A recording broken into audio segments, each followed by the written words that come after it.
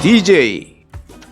전국의 구독자 여러분 안녕하십니까. 부디 한정훈입니다. 안녕하세요. 네, 안녕하세요. 저는 홍선혜입니다. 부디, 예. 와, 날씨가 어쩜 이렇게 금방 추워져요. 절기가 무서운 것 같아요. 진짜. 네. 절기로, 오늘이 무슨 날인가요? 무슨 말이에요? 전 모르겠어요. 절기. 오늘이 추분? 추분. 아, 벌써 추분이에요.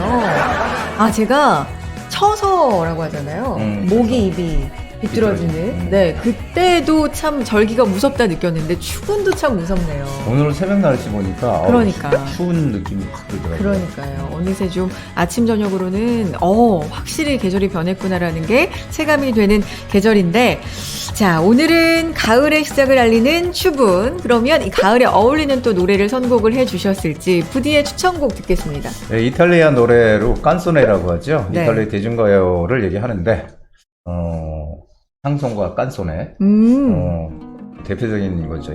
오늘은 깐소네로 이탈리아 여가수 질레오라 칭케티라는 가수가 있는데 네. 그 가수가 부른 노노레타라는 노래를 한번 준비해봤습니다. 오, 깐소네 뭔가 약간 요리 이름 같기도 하고 저는 네, 익숙하지는 깐소네. 않은 장르인데 그렇구나. 이탈리아 여가수가 불렸군요. 이 무슨 뜻이에요?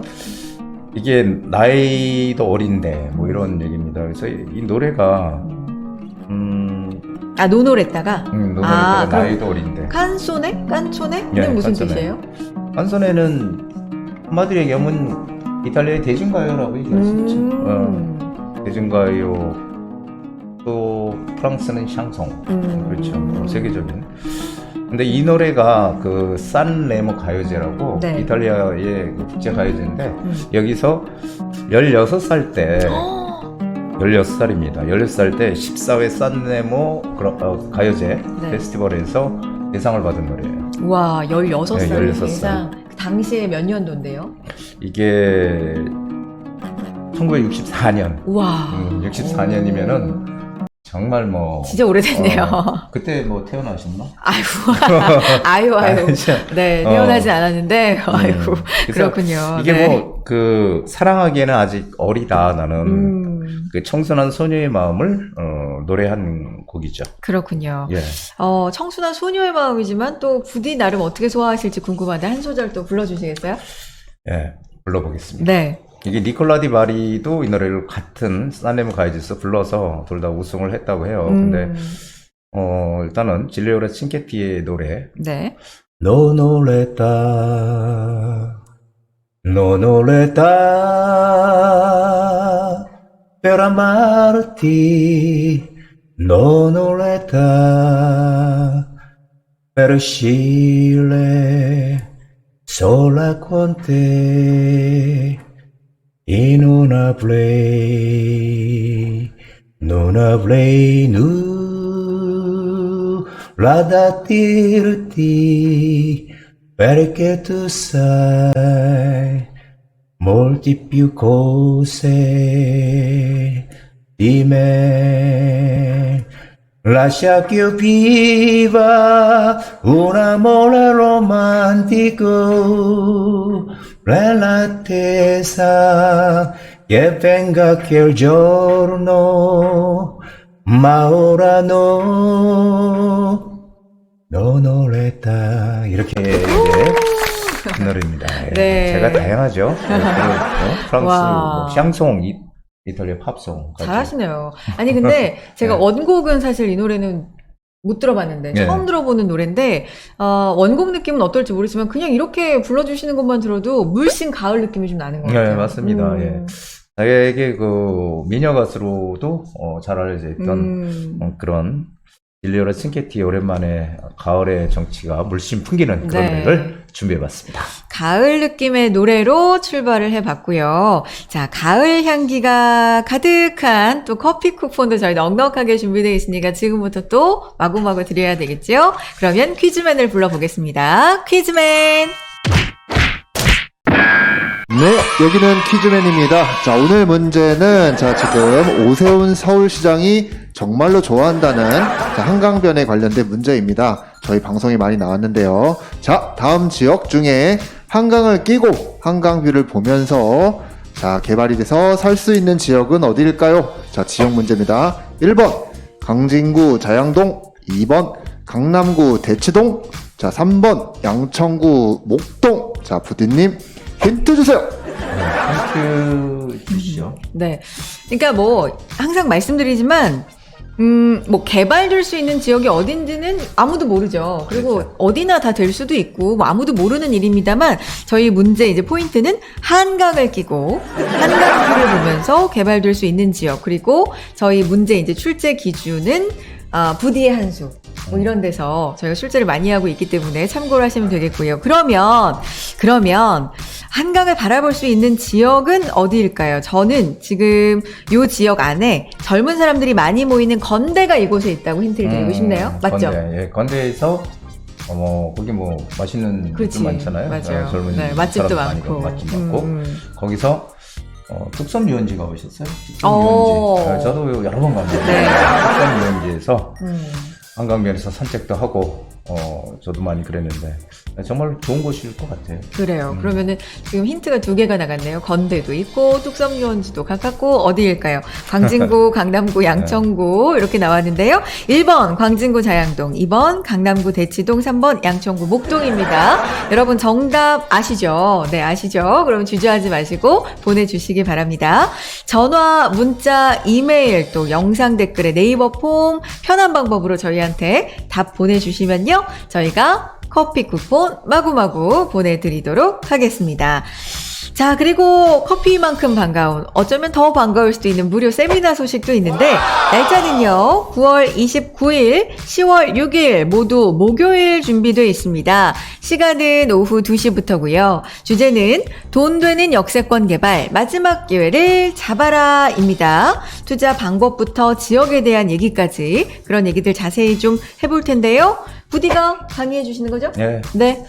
항상 기회라는 거는 왔을 때 잡아야 되거든요. 그래서 제가 여태까지 했던 부동산, 오랫동안 했던 경험을 살려서 어디가 과연 돈이 되는 지역인지, 그리고 그 많은 지역 중에서 우리가 왜 여기를 선택해서 들어가야 되는지, 항상 이런 것들에 대해 궁금증 가지고 계신 분들, 그리고 뭔가 남들과 다르게 움직여야 되겠다라고 생각하셨던 분들 오시면 아마 획기적인 그런 기회가 되실 거라고 생각이 됩니다. 그래요. 기회는 왔을 때 잡아야 되고 또 미리미리 준비하는 지혜도 필요한데요. 지하철 강남구청역 역세권에 있습니다. 부디의 미래가치투자연구소에서 세미나 진행이 되니까 많이 신청을 해주시고요.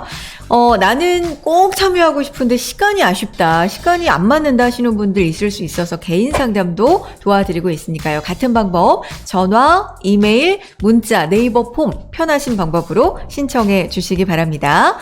자, 새로 생긴 시간입니다. 이름이 좋네요. 부디의 뉴스 바로 보기로 시작해 보겠습니다. 네이버 폼을 통해서 상담을 남기는 방법을 말씀해 드리도록 하겠습니다. 자, 먼저 부동산 DJ 채널에 들어가신 다음에요. 아무 영상이나 다 여시면 되는데 이렇게 영상을 클릭하신 다음에 밑에 보시면은 더보기란이 있죠? 댓글에 더보기란을 누르신 다음에 여기 아래 보시면 편리한 네이버 폼 글문이라는 데가 있습니다. 이거를 누르셔서 들어가시면 이렇게 상담을 하실 수 있는 폼이 있으시니까 여기에 전화번호를 적으시고, 그리고 간단한 내용, 상담 내용을 적으시면 편하게 상담을 하실 수가 있습니다.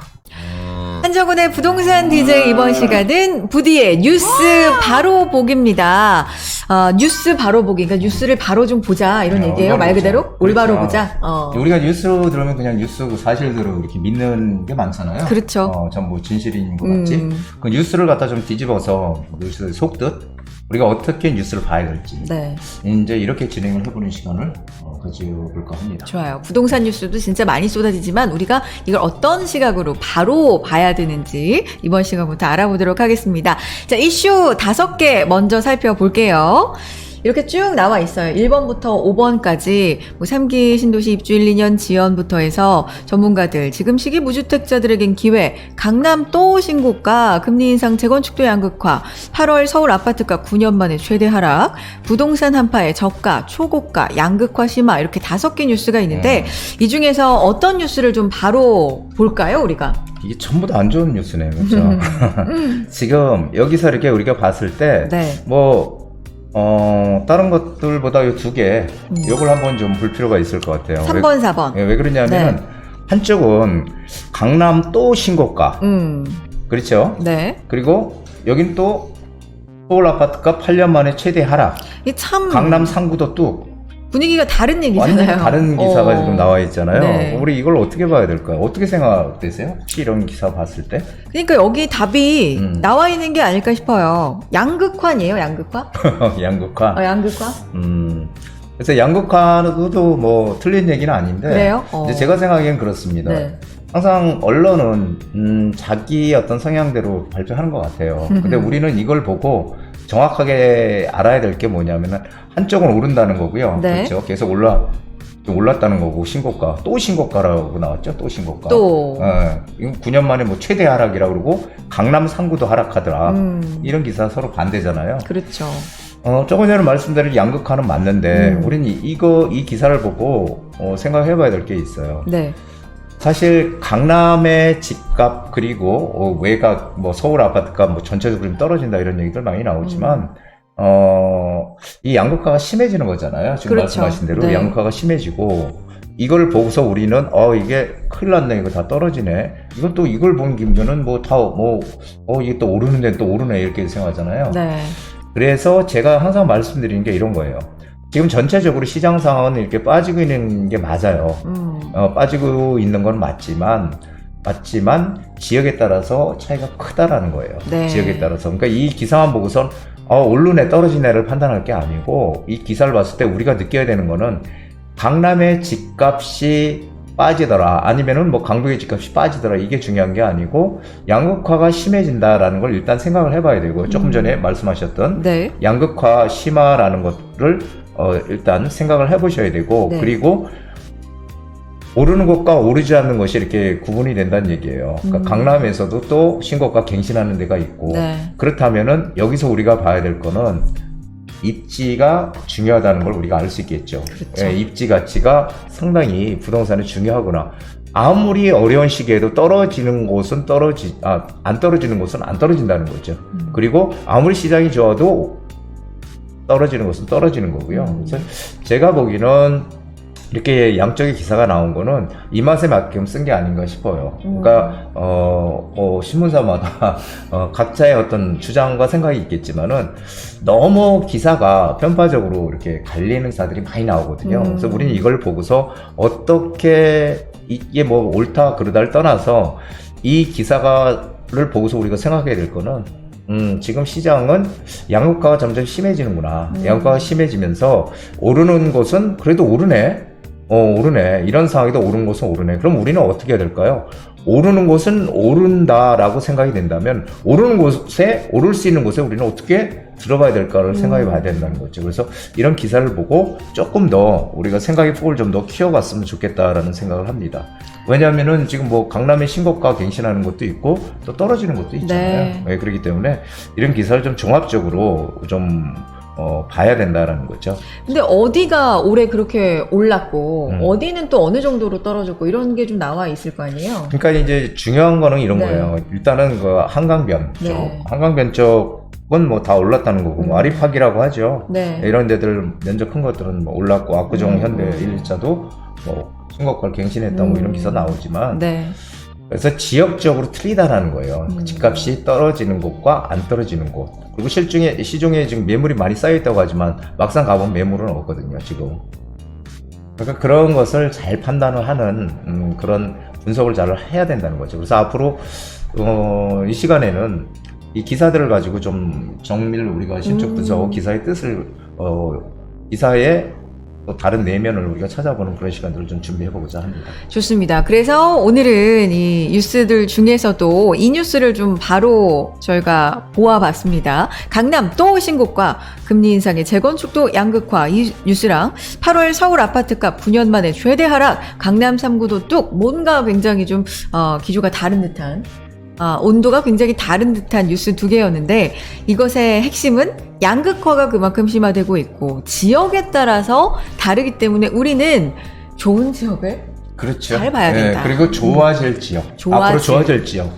좋은 지역은 이미 가격 지금 많이 올라 있잖아요. 그러네요. 그러니까 좋아질 지역을 어떻게든지 내가 들어갈 수 있는 그런 전략이 필요하다라는 얘기죠. 좋아질 지역에 우리는 관심을 둬야 된다. 오늘 부디의 뉴스 바로 보기 포인트였습니다. 좋고요. 자, 이제 구체적으로 여러분의 고민도 해결해 드리겠습니다. 부디의 부동산 고민 타파 시작합니다. 차라리 내 집 사서 편하게 살자. 집을 사자 내 집에 살자. 부디의 부동산 고민 타파 시작해 보겠습니다. 첫 번째 구독자님 연결돼 있어요. 안녕하세요. 네, 안녕하세요. 네, 반갑습니다. 네, 네, 저희 오늘 부동산 고민 좀 시원하게 해결해 드리려고 하는데 어떤 점이 궁금하세요?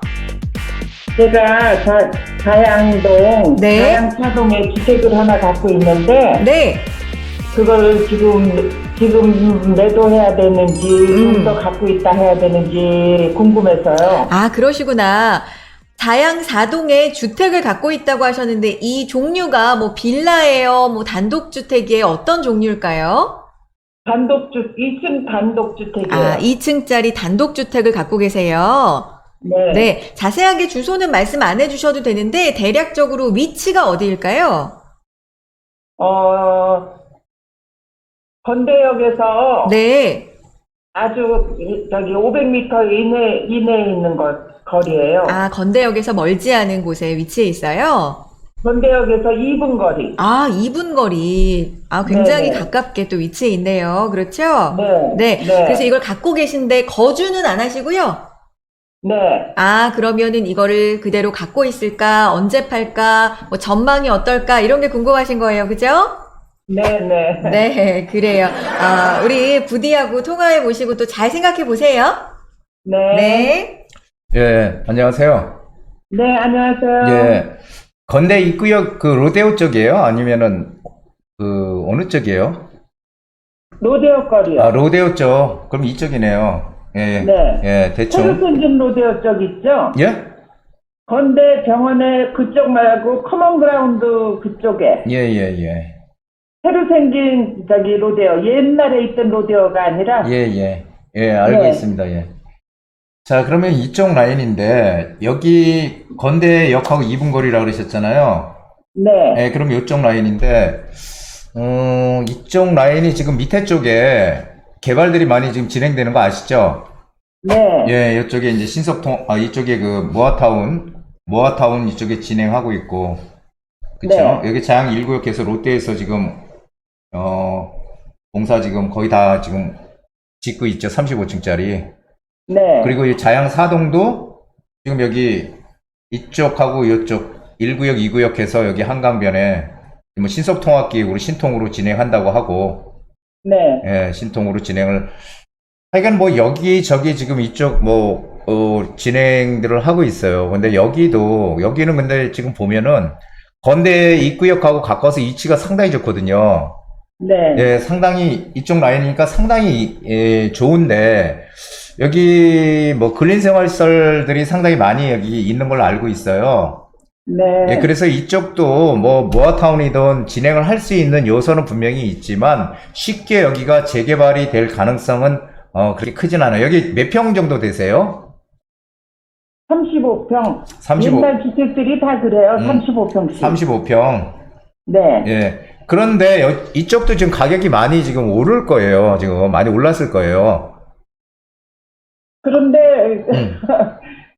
다른 데 비해서 실제로는 안 오른 것 같아서 더 있어야 되나 어쩌야 되나 하고 여쭤보는 거예요. 예, 지금 여기가 뭐 앞쪽부터 이 한강변, 제가 얘기했던 이 한강변 라인부터 모아타운도 그렇고, 지금 전체적으로 자양 4동이 다 개발이 되는 지금 그런 과정에 있잖아요. 네. 근데 지금 가지고 계신 이쪽은, 지금 뭐 재개발 어떤 추진 얘기는 없잖아요. 그렇죠? 네. 예, 네. 없어요. 그리고 사실 이쪽에 근린생활시설이나 이런 것들이 되게 많아요. 월세 임대 목적인 그런 건물들도 꽤 있고. 네. 예, 그래서 이쪽은 개발이 이렇게 진행을 뭐 이렇게 빨리빨리 진행될 수 있는 곳은 아닌 것 같아요. 입지가 그렇고 상당히 좋은 곳이에요. 그래서 네. 한마디로 쉽게 네. 말씀드리면은 여기 한강변과 모아타운 이쪽 라인이 전체적으로 다 개발이 되면은 당연히 이 앞쪽도 영향을 받거든요. 네. 예, 받아서 가격이 조금 더 올라갈 수 있는 소지가 상당히 많아요. 점점. 워낙 네. 역세권이고 그렇기 때문에. 그래서 저는 여기가 시간이 지나면 이쪽 라인도 뭐 개발이 소규모 재개발이라든지 개발이 될 수 있는 가능성은 있지만 그거는 좀 시간이 많이 필요해요. 근데 이제 단지 제가 중요하게 생각하는 거는 자양사동이 앞쪽으로 전체적으로 뭐 신속통합계획이니 모아타운이니 아니면 또 혹시라도 역세권 개발이니 이런 것들로 진행이 된다면 여기도 결국은 나중에 개발이 될 가능성도 있어요. 네. 예, 그래서 여기는 지금 뭐 급하게 매도를 하고 할 이유는 전혀 없는 것 같아요. 네. 그리고 서로 개발이 늦어진다고 하더라도 이쪽에 땅값은 계속 올라갈 거예요. 네. 그래서 저는 뭐, 괜찮은 것 같아요. 그래서, 어쨌든, 여기는 가지고 계시고, 네. A쪽은 가지고 있어야 되는 게 맞고요. 그리고, 네. 만약에 여력이 된다면, 그러니까, 네. 조금 여력이 된다면, 지금 제가 늘 말씀드리지만, 지금의 화두는 재개발이거든요. 네. 예, 재개발. 그래서 이 재개발이 될 수 있는 지역, 입지가 좋은 재개발 가능한 이런 쪽으로 뭔가 투자를 해놓는 게 지금 시기에는 가장 바람직하지 않나. 여기도 쉽게 매도하시면 안 되고 여기도 가지고 있어야 되고요. 그래서 네. 작은 금액으로 뭔가 내 재산을 불려갈 수 있는 그런 전략을 좀 생각을 해보시는 게 좋을 것 같아요. 네. 음. 잘 알겠습니다. 예, 고맙습니다. 네, 일단 감사합니다. 네, 예. 가지고 네. 가시는 게 좋을 것 같다라는 분석이에요. 또 궁금하신 점 네. 연락 주세요. 네. 네, 감사합니다. 고맙습니다. 네. 부디가 많이 예. 이야기했던 자양동에 대한 상담이었습니다. 자유경제 이제 이쪽은 개발의 어떤 지금 음. 아직 뭐 가능성이라든지 재발 진행하는 건 없거든요. 아직? 그렇다고 하더라도 전체적으로 가격은 올라갈 수 있는 지역이 워낙 입지가 괜찮아서 네. 그래서 좀 더 보유를 해보시는 게, 기다려보시는 게, 좋을 것 같다. 전망이 좋다라는 말씀 해주셨습니다. 자, 여러분도 궁금한 점 있으시면 이렇게 저희 직접 통화하면서 자세하게 질문하고 답변 듣고 이럴 수 있어요. 그러니까 전화 주시고 문자도 남겨주시고 또 네이버 폼 통해서 상담 신청해 주시면요. 자세하게 이야기 도와드리겠습니다. 자, 사연을 통해서 또 보내주신 분이 있어서 소개를 한번 해드릴게요. 이메일 통해서 보내주셨는데요. 안녕하세요. 늘 정확한 분석으로 많은 도움을 주셔서 항상 고맙게 생각합니다. 늘 방송 시청하고 있어요. 고맙습니다. 네, 다름이 아니라 청약을 하려고 하는데 해도 되는 건지 전망이 궁금해서 글 남깁니다. 제가 청약할 곳은 중화 롯데캐슬 SK뷰입니다. 지금까지 하락하는 상황에서 진행할지 좀 더 기다릴지 무척 고민이라서요. 답변해 주시면 큰 도움이 될 것 같습니다. 사연이 꼭 채택되길 기도할게요. 구독, 좋아요 다 하고 주변 지인에게도 소개하고 있으니 해주실 거라 믿습니다. 아유, 해드려야죠. 네, 전화는 부끄러워서 못했어요. 아유, 왜 이렇게 귀여우시죠?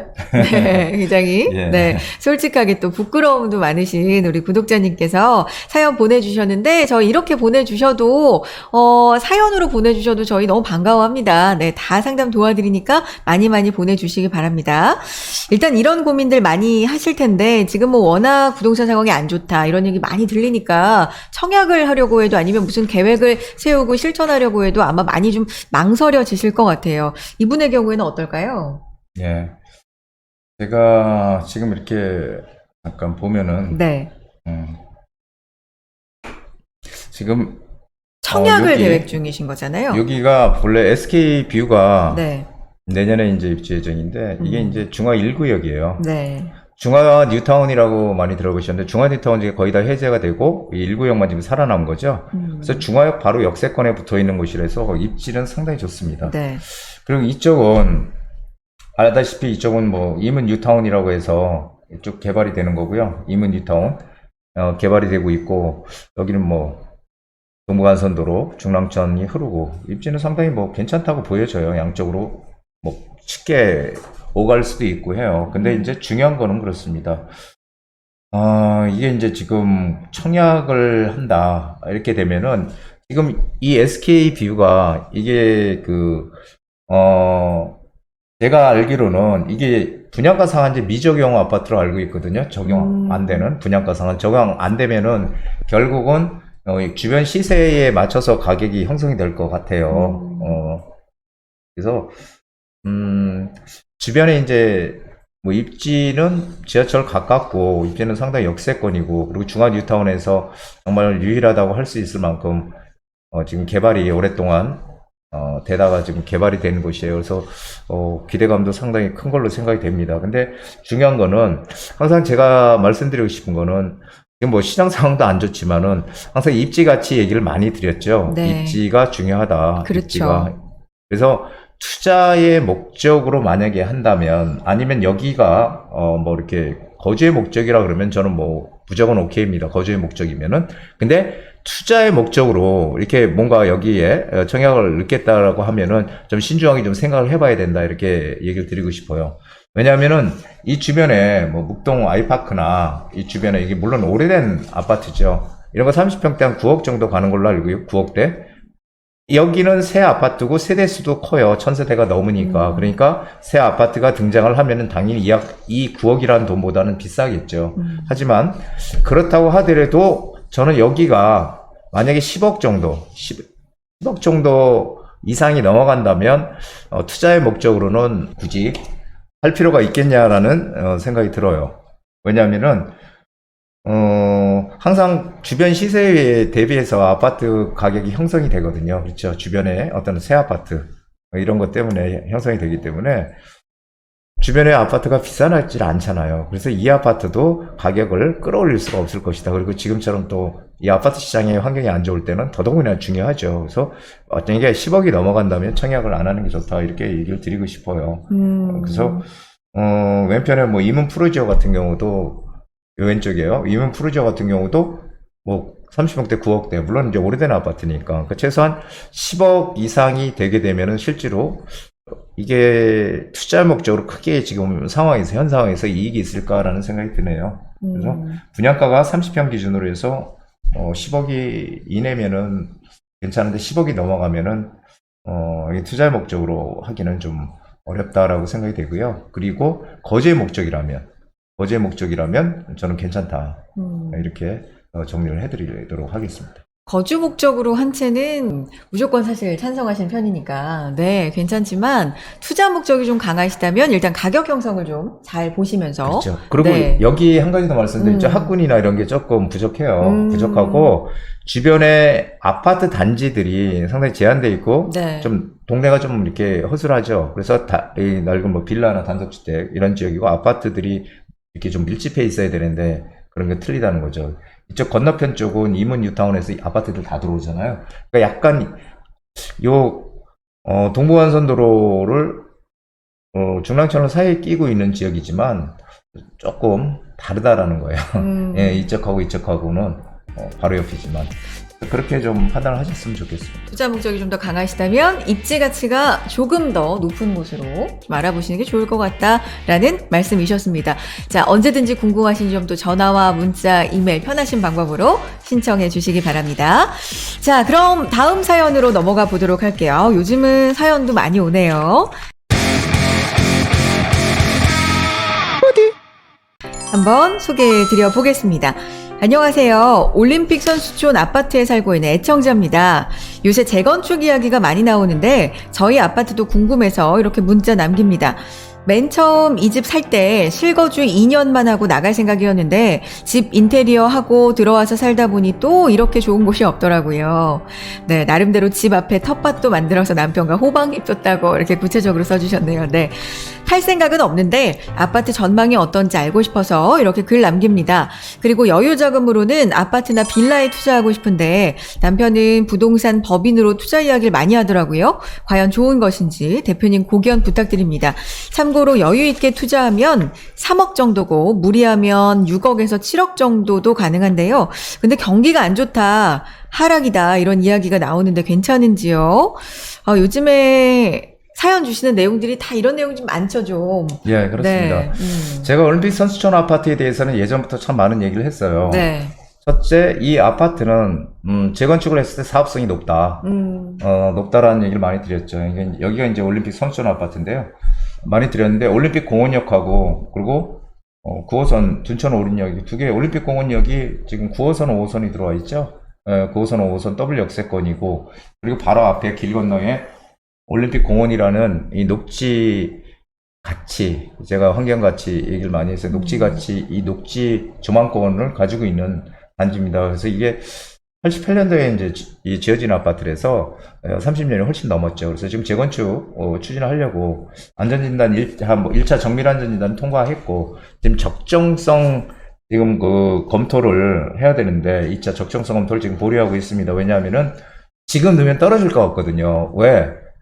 지금 그 안전진단에 대해서 구조안전성의 비중이 지금 50%가 되니까 엄청나게 높거든요. 구조안전성을 지금 현 정부에서 완화시켜준다고 했으니 그걸 좀 기다려서 추진을 하려고 하는 것 같아요. 네. 근데 어쨌든 사업성은 상당히 좋고요. 그리고 뭐 역세권에다가 바로 바로 이 환경 가치도 가지고 있는 상당히 투자 가치가 높은 아파트다 이렇게 저는 생각을 합니다. 그래서 여기는 무조건 가져 있어야 되는 거예요. 네.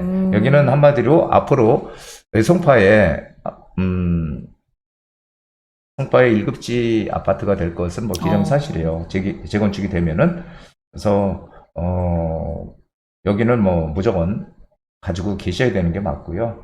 지금 가격이 너무 많이 올랐잖아요. 너무 많이 올랐지만은, 지금 뭐 재건축 아직 진행도 안 했는데 올랐잖아요. 그래서 재건축이 진행이 되면은 새 아파트가 되면 가치가 훨씬 더 커질 수밖에 없는 사업성 좋은 단지입니다. 그리고 여유자금이 뭐 있다고 그러셨잖아요. 네, 맞아요. 3억에서 무리하면 뭐 7억 정도 네, 네. 가능하다고 했는데 저는 투자라는 거는요 무리하면 안 돼요. 무리하면 안 되고 일단 이 투자에 살고 계시니까 여기 거주 좋은데 지금 가지고 계시니까 이거는 가지고 계시고 한 좀 내가 쉽게 할 수 있는 돈 한 3억 정도 이 3억 정도를 가지고 어떻게 할 것이냐라는 거죠. 제 강의를 또 방송을 많이 보셨으면은 뭐 충분히 아시겠지만 지금 현재 하나의 흐름은 재개발을 가리키고 있다고 제가 늘상 말씀드렸죠. 재개발. 이 재개발을 가리키고 있는데 재개발 중에서도 지금 가장 사업성이 좋은 건 역세권 개발이에요. 물론 신속통합기획도 있고 모아타운도 있지만 다 괜찮습니다만 그 중에서 따지게 되면은 역세권 재개발이 가장 커요. 사업성이 영종률을 높게 해주니까 그렇습니다. 그래서 역세권 개발 이런 쪽으로 뭔가 진행될 수 있는 거 3억이면 충분히 투자하고도 남거든요. 예, 그러면은 이런 쪽에다가 무리하게 많은 돈을 넣는 게 아니라 전세 끼고 한 3억 정도 3억 안쪽으로 투자가 된다면 여기에다 묻어두고 가는 게 맞다. 제가 말씀드리지만은 지금 재개발 지역 서울에 여기저기 무수하게 많이 앞으로 뭐 여기도 한다 저기도 한다 나올 거예요. 그러면 여기도 투자해라 저기도 투자해라 많이 나올 텐데 저희는 항상 어떻게 해야 됩니까? 그 중에서 가장 우선순위 입지가 좋은 곳 이런 쪽으로 먼저 선점에 들어가야 된다고 제가 늘상 말씀드렸죠. 네. 그래서 무리하지 말고 앞으로 좋아질 곳 그리고 역세권이나 또 하나 한강변입니다. 한강변 쪽으로 눈을 돌려야 된다. 한강변은 사실 많지는 않아요. 다 아파트들이 한강변에 있거든요. 그 아파트들이 있는 한강변에 없는 곳이 있다는 거예요. 아파트들이. 그런 지역이 앞으로 개발이 된다는 거 제가 누누이 말씀드렸지만 이제 본격화될 거다. 왜냐하면은 현 시장이 바로 한강 르네상스 프로젝트라는 거를 진행을 하려고 했던 분이에요. 그래서 다시 한번 지금 한강변에 그런 낡은 지역들을 개발하기 위한 노력을 시작하고 있다. 앞으로 4년 동안 그 노력이 지속될 거다. 그러니까 하루빨리 뭔가 할 수 있는 지역을 선점해서 들어가는 그런 현명함이 필요한 지금 시점이 아닌가 생각이 됩니다. 네. 그러니까 지금 보유하고 계신 아파트는 굉장히 좋으니까 그대로 보유를 하시는 게 좋을 것 같고요. 투자하시는 것도 좋은데 무리하지 않은 선에서 말씀하신 무리하지 않는 그 선에서 투자를 해야 된다라고 말씀을 해주셨고 포인트는 역세권 한강변이다까지 네 정리해 보겠습니다. 아니 오늘 그 들어온 사연들을 보니까 공통적으로 아니 지금 뭐 시장도 안 좋다고 하는데 어떻게 하면 좋아요? 이런 걱정이 거의 기본으로 깔리거든요. 그래서 빨리 이 순서로 넘어가 봐야 될 것 같습니다. 부디의 노하우를 또 전해드리는 시간이죠. 부디의 한 수 시작합니다.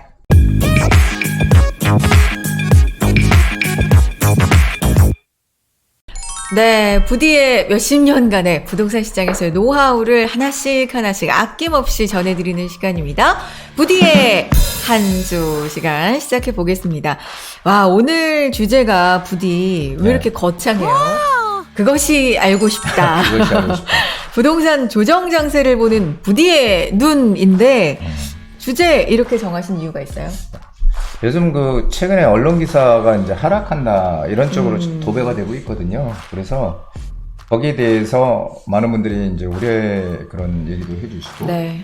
궁금증을 많이 가지고 계셔서 속 시원하게 좀 짚어보는 시간을 준비했습니다. 요즘 부동산 뭐 기사나 뉴스나 이런 걸 보면은 답답하기만 하던데요. 예. 네. 근데 부동산은 심리라 그러잖아요. 경제 부동산. 자체가 심리죠. 네. 이런 말처럼 네. 심리가 지금 곤두박질 치고 있고 시장 참여자들이 지금 상당히 전전긍긍하고 있는 건 사실이에요. 네. 그래서 공포가 시장을 지배할 때가 기회다라고 이렇게 생각하는 분들이 소수 있거든요. 이런 사람들 빼고는, 이런 분들 빼고는 지금 시장이 전체로 떨어지는 거 아니야 이렇게 지금 상당히 불안의식들을 가지고 있는 건 사실입니다. 근데 사실 뭐 금리는 계속 올라간다 그러죠. 뭐 영끌죠. 큰일 났다고 하죠. 뭐 가격은 계속 떨어진다 그러고 거래도 안 된다 그러고 사실 이런 뉴스가 지금 너무나 넘쳐나는 이 시기에 누가 거래를 그렇게 하겠어요. 그런 분들이 얼마나 되겠어요, 사실. 그렇죠. 근데 이제 네. 제 생각은 조금 다른데요. 그래요? 지금 금리 얘기가 나와서 네. 생각이 난 건데 금리가 인상되면 유동성이 줄어들잖아요. 네. 유동성이 줄어드니까 돈의 가치가 올라간다. 그러니까 현금을 가지고 있어야 된다. 네네. 이렇게 얘기하는 분들이 있다는 거죠. 그리고 실제로 이분들은 이렇게 생각한다면 이건 투자적인 우리 관점에서 보면 부동산은 하수라고 할 수 있죠. 근데 이게 교과서 논리적으로 맞는 거 아니에요? 네, 근데 유동성이 축소된다고 하더라도 네. 이게 지금 계속 고물가잖아요. 물가가 올라오면 돈의 가치는 떨어지잖아요. 그런데 한번 생각해 보세요. 네. 예전에 고물가가 아니라고 치더라도 예전부터 과연 돈의 가치가 올라왔는지 떨어져 왔는지. 돈의 가치는 근데 계속 떨어져 왔죠. 계속해서 좀 떨어져 왔던 것 같기도 하고. 짜장면 뭐 같기도 하고가 아니고. 맞네. 예, 네. 왜냐면 떨어져 왔네. 옛날에 네. 짜장면 50원 할 때 있었단 말이에요. 저 기억나는데. 너무 옛날 아니에요. 아니 그때 저 50원 저도 좀 가물가물하지만 50원 하던 적이 지금 얼마예요? 그러니까 항상 돈의 가치는 계속 떨어져 왔다는 거예요. 우리 20년 전 10억하고 지금 10억하고는 완전히 틀리잖아요. 그렇죠. 네, 그거야. 그래서 네. 돈의 가치 하락은 여태까지 우리 경제 역사상 계속 지속적으로 하락해 왔다는 거죠. 이런 까닭에 지금 사실 이런 상당히 어떤 경제 위기나 이런 것들이 왔을 때 이 네. 부동산 자산을 우리가 실물 자산이라고 하잖아요. 네, 돈의 가치가 하락하는 이 인플레이션 시대에는 실물 자산에 투자하라 이런 얘기를 많이 하는데 지금 사실은 지금 부동산이 예전엔 실물 자산이라고 했지만 지금은 실물 자산이자 안전 자산이라는 얘기를 많이 해요. 왜 그러냐면은 가격이 어느 정도 조정을 받다가도 다시 또 시간이 되면 다시 올라왔다 그 위로 또 치고 올라오고 여태까지 이게 부동산의 하나의 역사거든요. 네. 예, 그렇게 저는 생각을 합니다. 그렇군요. 그런데, 부디 말 듣다 보면, 그 말도 일리가 있다 싶기는 하다가도 또, 근데 사실, 조정장에 이제 어느 정도 진입을 하고 거래도 안 되고 막 이러면서 가격이 좀 빠지고 거래도 안 되고 이랬던 거는 시장 흐름에서 팩트잖아요. 그렇죠. 그쵸? 많이 떨어지기도 했고, 뭐 강남도 그렇고, 신고가를 경신하는 아파트 있다고 물론 앞서서도 봤지만, 그건 좀 일부고, 좀 전체적으로는 하락한 건 맞잖아요. 예, 맞는데, 네. 그거는 뭐, 팩트예요. 근데 네. 이제 중요한 거는, 지금 뭐, 서울 강남권도 뭐 수억씩 빠진 매물들이 뭐 거래가 되고 네, 있다. 네. 이것도 사실 뭐, 팩트죠. 네네. 그리고, 강남권에서 아니면 도심에서 멀어진 더 많이 빠졌다더라. 이것도 사실이고. 그런데 제가 말하고 싶은 건 이제 바로 이런 건데요. 네. 뭐냐면은 그만큼 주택시장의 양극화가 지금 점점 커진다. 양극화 현상. 그래서 지역적인 양극화가 필연적으로 이뤄진다. 이렇게 저는 항상 주장을 해요. 왜 그러냐면은 선진국, 특히 미국 같은 경우도 정말 그 유능한 사람들이 많이 경제학자를 비롯해서 유능한 사람이 많이 있는 그런 나라조차도 세계 1등 국가라고 하죠. 예, 그런데 양극화는 그 나라도 피할 수 없다는 거예요. 왜냐하면 제가 우리 이 시간에도 얘기를 드렸지만은 뭐 가장 비싼 뉴욕의 집값, 뉴욕의 뭐 서울하는 지역에 중간 가격의 집을 한 채 가지면은 뭐 로스앤젤레스 23채를 사고 뭐 이런 얘기도 네, 드렸잖아요. 맞아요. 그만큼 양극화가 커져 있다는 거예요. 우리도 시간이 지나면 양극화가 커진다는 거죠. 네. 양극화는 피할 수 없는 하나의 현실이다 이렇게 저는 생각이 되고요. 강남 집권도 집값 하락이 뭐 시작되고 뭐 이런 기사들 많이 나오잖아요. 네. 근데 강남권의 어떤 특정 아파트가 오리곡이 빠졌다고 하면은 그 단지 아파트 전체가 다 빠진 걸까요? 그 단지 아파트 전체가? 그거까지는 일일이 확인을 못했죠. 그렇죠. 네, 그렇게 네, 네. 저는 이제 그래서 항상 말씀드리는 게 그렇게 우리가 얘기를 하려면 거래량이 맞춰져야 돼요. 그러니까 거래량이 최소한 서울의 거래량이 3천 건 이상은 돼야 되는데 그래야지 거기서 뭐 이렇게 얘기를 할 수 있는 건데 지금 뭐 서울 거래량 얘기하면 보통 한 700 뭐 건? 약 700건 정도? 뭐 이렇게 거래되는 상황에서 한 단지에 물건이 몇 개 거래되는 게 그게 뭔 의미가 있어요. 그 가격이 아파트 전체 시세인 양 얘기를 하면 안 된다는 거죠. 그래서 거래량이 늘어나야지 거래가 늘어나면서 가격이 하락이 되고 매물이 쌓이고 이렇게 돼야지 가격도 하향 조정되고 하락 국면으로 가는 거지. 지금 그 어떤 특정 단지 몇 가구가 어떤 사연인지 모르지만 팔렸다고 해가지고 그게 전체 시세인 양 기사들이 나온다는 거죠. 이걸 또 우리는 잘 생각해 봐야 됩니다. 이제 뉴스 바로 보기에서 말씀해 주셨던 논조하고도 좀 겹치는 것 같긴 한데, 근데 이런 얘기가 잘 안 나오잖아요. 그렇죠. 네. 그러니까 언론에서는 일단은 관심을 끌 수 있는 그런 얘기들만 지금 하고 있다라고 저는 생각이 돼요. 하고 싶은 거, 보고 싶은 것만 보는 거죠. 그러니까 불편한 진실이라고 저는 생각하는데, 추가해서 더 얘기를 드리자면, 우리가 이 시장이 하락 추세로 가느냐, 이거는 실제로 그 미분양 물량, 수도권 미분양 물량을 봐야 되는데, 수도권 미분양 물량이, 여태까지 경험적으로 봤을 때 한 15,000호 네, 합쳐서, 네, 네. 서울 경기를 수도권이라고 하잖아요. 네, 네. 합쳐서 한 15,000호 이상이 되면은 그때부터 이거 조짐이 심각치 않다, 심각하다. 네. 이제 슬슬 하락이 본격화되는 거 네. 아니야? 이렇게 이제 생각해야 되는데, 지금 제가 알기로는 서울과 경기를 합쳐서 한 3,100세대? 3,000세대, 100세대 조금 넘어요. 네. 15,000세대하고는 너무 거리가 있죠. 그래서 지금은 뭐 미분양이 뭐 엄청 늘어나서 가격이 하락한다, 이런 게 아니고, 지금은 가격이 5년 동안 많이 올랐잖아요. 그러니까 항상 오르면 조정을 받게 돼 있어. 네, 네. 그래서 지금은 조정 국면이다. 이렇게 보는 게 정확한 팩트다라고 저는 보죠. 그리고 실제로 가격이 하락하고 막 그런 것이 아니고 실제로는 거래가 안 된다. 거래 절벽이라는 말이, 그러니까 강남권 같은 경우도 매물이 쌓이지도 않고 그리고 뭐 살 사람도 없고, 그래서 거래 절벽이라는 게 정확한 표현이다, 이렇게 저는 생각합니다. 그렇군요. 그래서 우리가 나오는 소식들도 좀 바로 정확하게 볼 필요가 있다라는 걸 계속 지금 강조를 해주시는데, 이 얘기도 좀 해볼까요? 그러면 정부가 재개발을 좀 많이 활성화하고 네. 뭐 완화도 하고 적극적으로 해서 공급을 늘리겠다라고 많이 얘기하잖아요. 네.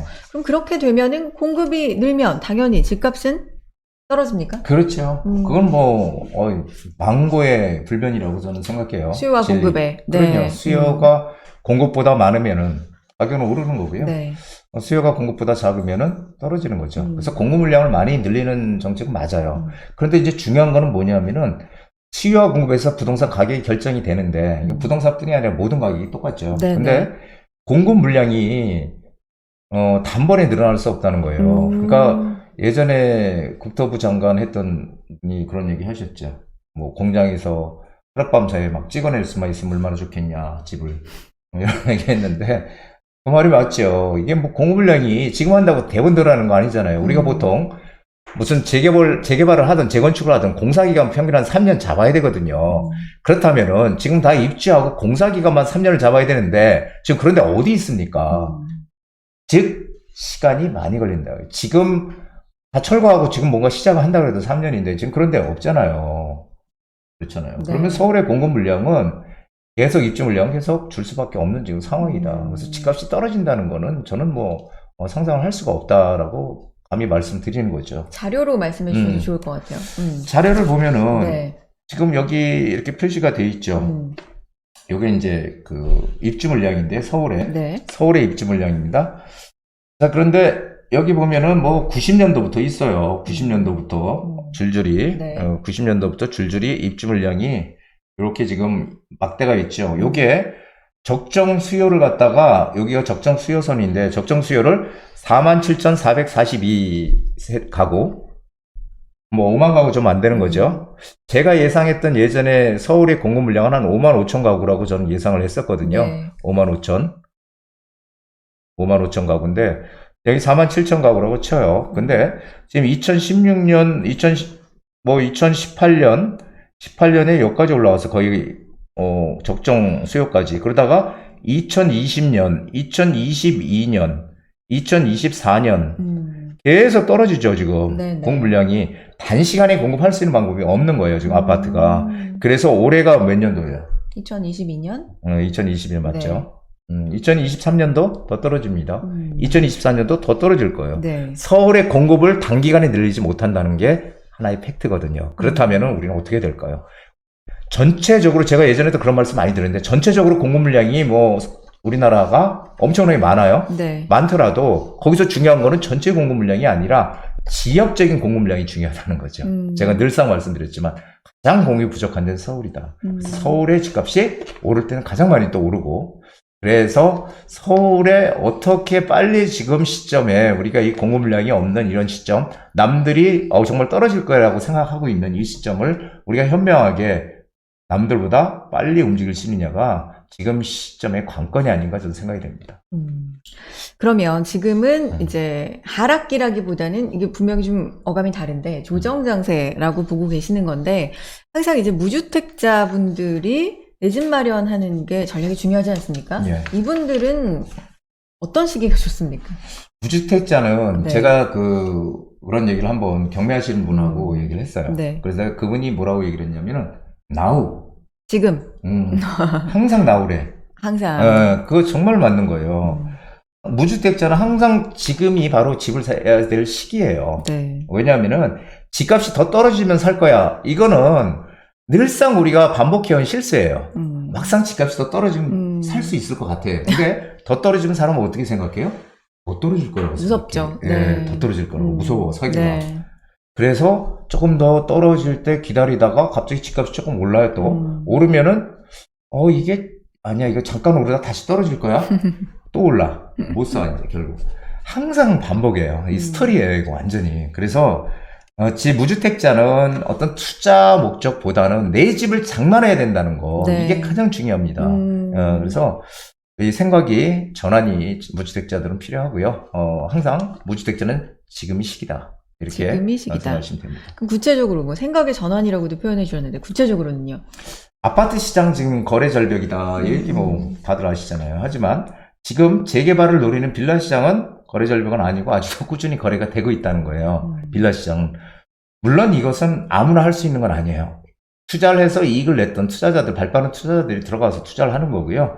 지금이 우리가 유경험자들이 움직이는 건데, 지금 우리가 선택해야 될 내 재산을 불리고 내 노후를 좀 더 여유롭게 보낼 수 있는 그런 최고의 지금 기회가 지금 우리한테 와 있다는 거거든요. 그런 기회를 잡을 수 있어야 부자가 되지 않을까요?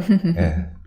그래요. 그래서 무주택자 분들이 전략을 짠다면 now 뭐 이렇게 지금 말씀을 해주셨는데, 오늘 얘기를 그래서 정리를 좀 해주실까요? 포인트를? 예, 지금 뭐 정책적으로 밀어주고 있는 재개발 투자, 이거 무조건 해야 됩니다. 무조건. 그리고 근데 단 여유 자금으로만 하라고 저는 항상 말씀드려요. 무리하게 내 집도 갖지 않고 이렇게 투자하는 이 공격적인 성향을 가진 분들이 가끔 있는데, 저는 이렇게 하는 거는 잘못이다. 일단은 내 집부터 장만을 하고, 무주택자는 내 집부터 장만을 하시는 게 맞고요. 내 집을 장만을 한 다음에 여유자금으로 투자를 하는 겁니다. 여유자금으로. 자, 그리고 재개발 지역들이 앞으로 계속 막 여기저기서 할 거야, 우리 뭐 동의서 얻을 거야, 막 이런 얘기들이 막 들릴 거예요. 근데 어디를 들어가라? 사업성이 좋은 지역을 들어가야 된다는 거죠. 그래서 이런 사업성 좋은 지역을 어떻게 찾느냐가 우리의 최대 관건이고요. 그런 지역을 찾는 그런 노하우를 제가 알려드리려고 하는 거죠. 재개발 지역은 입지 가치가 중요하다. 입지가 어디냐에 따라서 성패가 갈린다. 무조건 재개발 지역에 투자한다고 다 돈을 벌 수 있는 건 아니에요. 재개발 지역에서 입지 가치를 보고 우리는 투자해야 된다. 입지 가치가 부동산의 가치다라고 트럼프 전 대통령이 얘기했죠. 로케이션이라고 3번씩이나 얘기했어요. 로케이션. 부동산은 입지다. 그리고 공부를 하셔야 됩니다. 제가 어떤 얘기를 드렸을 때, 그렇네, 라고 이게 왔어야 뭔가 움직일 수 있는 기회가 생기는데, 공부가 이렇게 안 돼 있으면요, 제가 아무리 진실을 얘기하고 올바른 선택을 얘기하더라도, 그런가? 저 전문가는 딴 얘기 하는데, 저 사람은 다르게 얘기해. 저쪽, 다른 분은, 이 사람 또 다르게 얘기하나? 전혀 감을 잡을 수가 없어요. 그러다 보면 결국은 그 투자의 시기를 놓치게 되거든요. 그래서 이건 뭐 제가 부동산 오랫동안 하면서 겪는 그런 하나의 사례입니다. 그러니까 알아야 돼요. 지식을 쌓아야 돼요. 그래서 저희 유튜브를 많이 보셔야 되는 거고, 그래야 기회를 잡을 수 있다. 이 얘기를 꼭 드리고 싶습니다. 네, 공부도 열심히 하시면서 또 직접 현장에 오셔서 이야기를 들어보셔도 좋을 것 같습니다. 세미나 안내를 좀 해드릴까요? 9월 29일과 10월 6일 모두 목요일이고요. 시간은 오후 2시부터입니다. 지하철 강남구청역 인근에 있어요. 가까이 있는 미래가치투자연구소로 오시면 되겠고요. 미리 예약을 해주시기 바랍니다. 전화, 문자, 이메일, 편한 방법, 네이버 폼 통해서도 예약을 하실 수가 있겠고요. 주제는 돈 되는 역세권 개발 마지막 기회를 잡아라 라는 주제로 부디와 또 여러 전문가가 함께 하겠습니다. 많은 정보가 있을 테니까 참여해 주셨으면 좋겠고요. 나는 이 시간 좀 안타깝게 시간이 안 맞는다 하시는 분들 또 개별적으로 상담 도와드리니까 신청해 주시기 바랍니다. 강의해 주시는 거죠? 네, 그렇습니다. 저와 또 저희 여기 전문가들 같이 여러분들에게 돈이 될 수 있는, 든든한 힘이 될 수 있는 그런 정보, 그리고 투자처까지 공개하는 소중한 시간 준비하겠습니다. 네, 부디의 진심, 부디의 노하우를 아낌없이 오늘도 전해드렸습니다. 부디의 한수였습니다. 네, 한정원의 부동산 DJ 준비한 내용은 여기까지인데 오프닝에서도 말했지만 진짜 천고마비 가을이 성큼 다가와서 물씬 느껴지네요. 네, 그렇죠? 그렇습니다. 네. 가을이 어느새 우리 곁으로 다가왔네요. 가을 하면은 책 읽기 좋은 계절이라고 하는데 부동산도 책으로 배우는 것도 좋고 이렇게 뭔가 영상으로 배우는 것도 좋고 계속해서 공부가 필요한 분야예요. 그렇죠. 네. 공부가 계속, 부동산은 계속 끝이 없는 것 같아요. 그렇지만은 뭐 계속 지식을 쌓는 그런 공부를 하다 보면은 결국 자기 자신만의 지혜가 생길 겁니다. 네. 여러분도 그런 지혜를 꼭 갖기 바랍니다. 이렇게 날씨 좋은 날 바깥 나들이도 하시고 그리고 내면적으로 시간 나실 때는 부동산 정보 지혜도 쑥쑥 키워나가는 그런 좋은 가을날 되시길 바라면서 한정훈의 부동산 DJ는 다음 시간에 찾아오겠습니다. 여러분 모두 행복한 부자 되세요.